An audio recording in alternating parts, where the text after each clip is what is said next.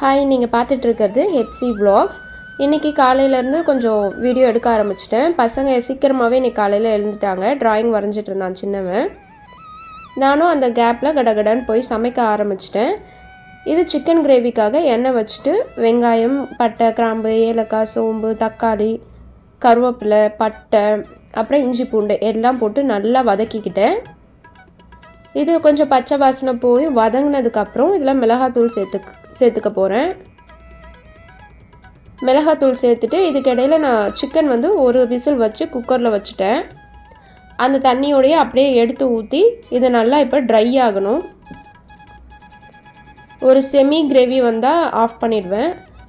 இப்போ ஜாக்குக்கு மோர் கேட்டிருந்தான், அதனால் மோர் தாளிக்க போகிறேன். தயிர் ஆல்ரெடி நல்லா அடித்து வச்சிட்டேன்.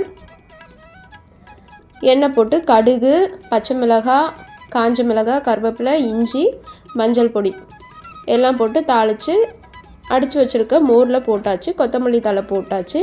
மோர் ரெடி. இது பிரியாணி. இது ராக் லஞ்சுக்கு பிரியாணி எடுத்துகிட்டு போகிறான்.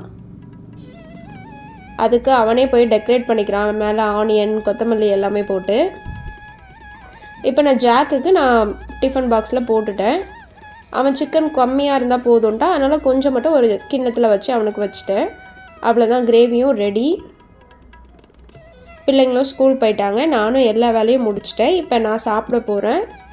இது பார்த்திங்கன்னா உருளைக்கிழங்கு, கேரட், பீன்ஸ் இதெல்லாம் போட்டு கொஞ்சம் கிரேவி போல் செய்திருந்தேன். அது மோர் குழம்பு. இது சிக்கன் பீஸ். இது போல் இன்னொரு வீடியோவில் பார்க்கலாம். டாட்டா, பை பை. நம்ம சேனலை சப்ஸ்கிரைப் பண்ணிக்கோங்க.